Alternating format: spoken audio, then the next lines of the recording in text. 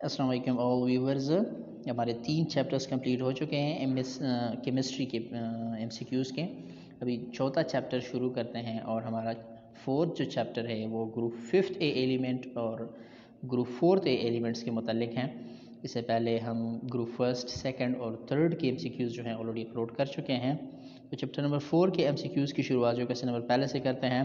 और पहले number question में वो पूछ रहे हैं कि the percent by volume of N2 in air is N2 जो है या नाइट्रोजन जो है एयर में कितने परसेंट पाया जाता है, तो ये आपको पता होगा 78% जो है एयर में नाइट्रोजन मौजूद है। Option C is the correct option. Sir question number 2 में ये पूछ रहे हैं which of the following is an amphoteric oxide. Aluminium trioxide जो है ये एम्फोटेरिक ऑक्साइड है। Option D is the correct option.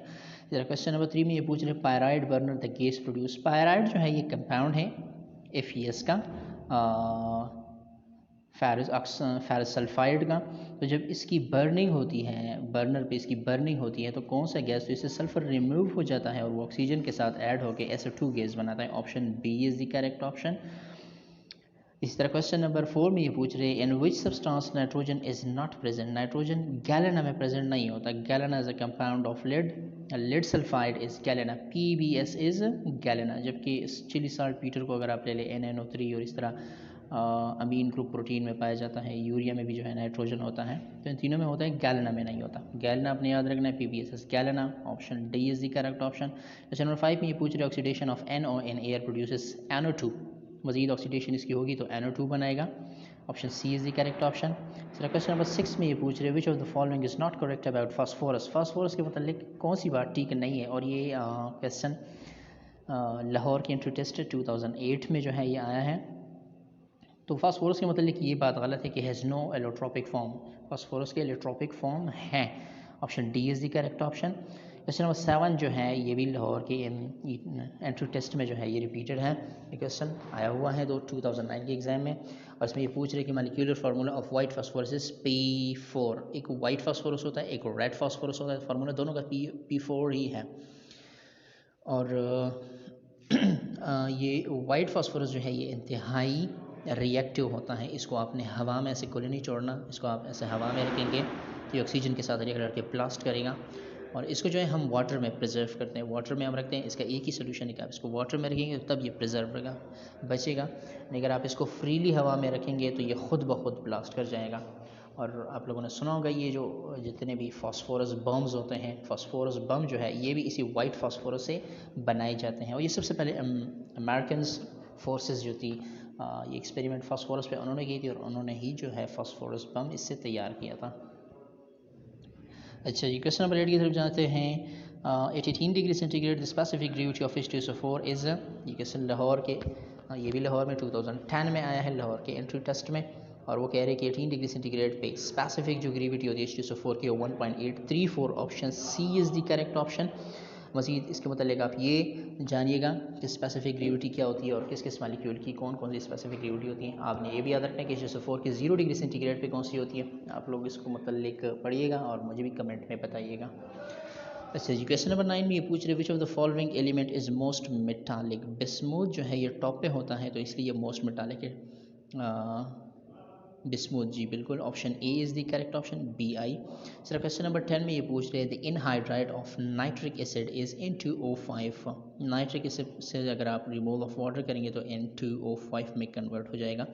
Option C is the correct option. Sir question number 11 में पूछ रहा हूँ नाइट्रस एसिड HNO2 की बात हो रही है। अगर HNO3 हो जाए तो फिर नाइट्रिक एसिड, इस तरह अगर HNO2 हो जाए तो फिर नाइट्रस एसिड। ये क्या करता है, रिड्यूसिंग एजेंट है, ऑक्सीडाइजिंग एजेंट है, या बोथ ए भी है। तो ये बोथ ए भी है, ये आपने याद रखना है। नाइट्रस एसिड जो है ऑक्सीडाइजिंग एजेंट के तौर पे भी एक्ट करता है और रिड्यूसिंग एजेंट के तौर पे भी एक्ट करता है, बोथ। क्वेश्चन नंबर 12 में ये पूछ रहे which of the following is a white hygroscopic powder. White hygroscopic powder जो है ये फास्फोरस पेंटॉक्साइड P2O5 है। ये वाइट हाइग्रोस्कोपिक पाउडर होता है। And what's mean by hygroscopic, वो कंपाउंड की जो वाटर मालिक्यूल को अपनी तरफ अट्रैक्ट करता हो, it's known as hygroscopic powder. तो इससे ये पता चलता है कि अगर जहाँ कहीं भी आपको PO2O5 मिले, इसको आपने ऐसा कोरा नहीं छोड़ना, क्योंकि हो सकता है कि ये एयर से वेपर्स को अट्रैक्ट करे, और ये एयर से वाटर को अट्रैक्ट करता है, या कहीं भी इसके नज़दीक आसपास में वाटर मालिक्यूल पाए जाते हो, चाहे वो वेपर में भी हो, ये उनको अट्रैक्ट करता है अपनी तरफ। तो इसी सेंस में हम कह सकते हैं कि is one of the reactive species toward water molecule. अच्छा जी, क्वेश्चन नंबर 13 में ये पूछ रहे aqua regia, one of the most important compound. Aqua regia जो है ये किस चीज़ से बना हुआ होता है? तो एक्वोरिजिया 3 मोल या 3 वॉल्यूम ऑफ HCl आपने लेना होता है, जबकि 1 वॉल्यूम आपने नाइट्रिक एसिड लेना होता है, HNO3 आपने लेना होता है। तो option B is the correct option. Question number 14 में पूछ रहे which of the following element occur free in nature. Nitrogen जो है ये फ्री इन नेचर पाया जाता है, option A is the correct option. Question number 15 में पूछ रहे फास्फोरस 2 टाइप का होता है, एक वाइट फास्फोरस जिसका हमने ऊपर जिक्र किया, एक रेड फास्फोरस होता है।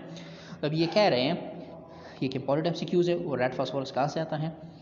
Red phosphorus can be obtain from white phosphorus. इससे ये बात कंफर्म हो गई कि रेड फास्फोरस जो है ये वाइट फास्फोरस से ही हासिल होती है, लेकिन कैसे? तो आपने वाइट फास्फोरस को 250 डिग्री सेंटीग्रेड से लेके 300 डिग्री सेंटीग्रेड तक in presence of iodine catalyst, iodine आपने कैटलिस्ट यूज़ करना है। बाज़ किताबों ने 300 डिग्री सेंटीग्रेड टेम्परेचर लिखा हुआ है, यहाँ पे इन्होंने 250 डिग्री सेंटीग्रेड लिखा है, लेकिन इसके बीच टेम्परेचर होना चाहिए, आयोडीन इज अ कैटलिस्ट होना चाहिए। तो तब जब आप ये करेंगे वाइट फास्फोरस रेड फास्फोरस में कन्वर्ट हो जाएगा, option A is the correct option. इस क्वेश्चन नंबर 16 में ये पूछ रहे हैं phosphorus pentoxide is used as. तो अभी हमने ऊपर इसका जिक्र किया कि P2O5 जो है ये हाइग्रोस्कोपिक पाउडर होता है, और हाइग्रोस्कोपिक पाउडर जो है वाटर मालिक्यूल को अपनी तरफ अट्रैक्ट करता है, वो अपनी तरफ वाटर एब्जॉर्ब करता है या एडजॉर्ब करता है, एब्जॉर्ब भी कर सकता है, एडजॉर्ब भी कर सकता है। तो अगर कोई ऐसा मालिक्यूल कि जिसमें वाटर पाया जाता हो, आप इसको इसके करीब लेके जाएँ तो उससे वो वाटर की रिमोल करेगा, तो अ डिहाइड्रेटिंग एजेंट के तौर पर ये यूज़ होता है। Option D is the correct option.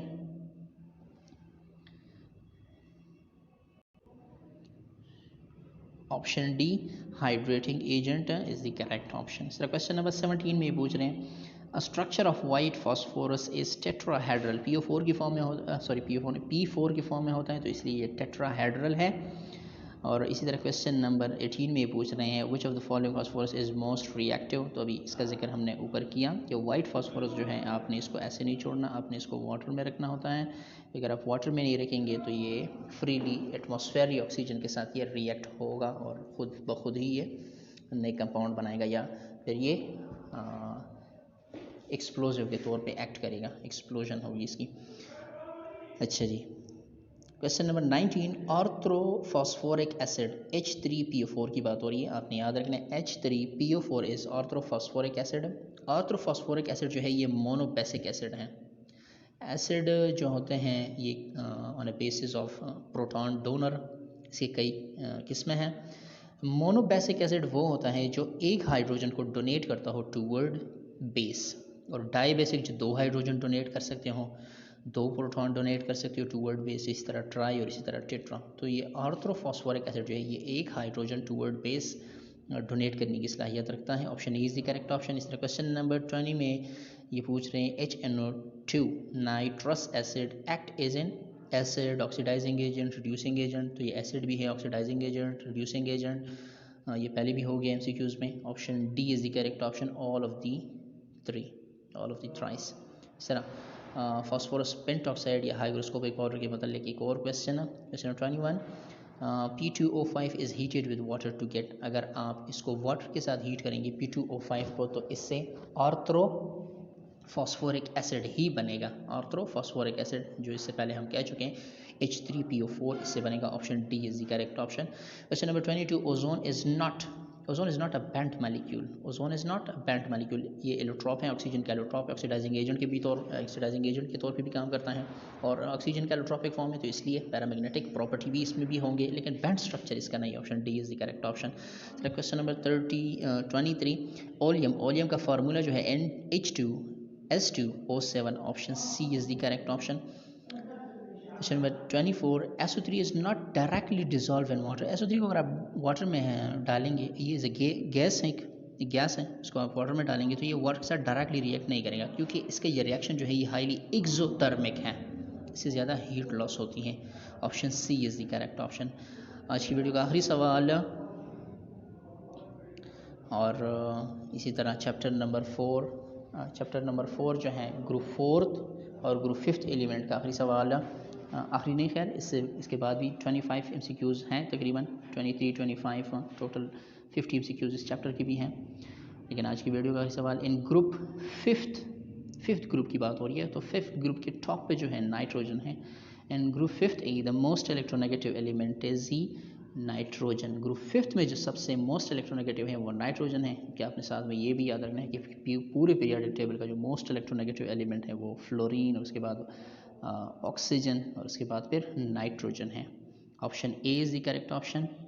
दोस्तों अगर आपको वीडियो अच्छी लगी हो तो चैनल को सब्सक्राइब करिएगा, लाइक करना ना भूलिएगा, और इसी तरह आपके साथ मज़ीद अगर इन्फॉर्मेशन हो तो आप कमेंट में शेयर कर सकते हैं। Thank you so much for watching.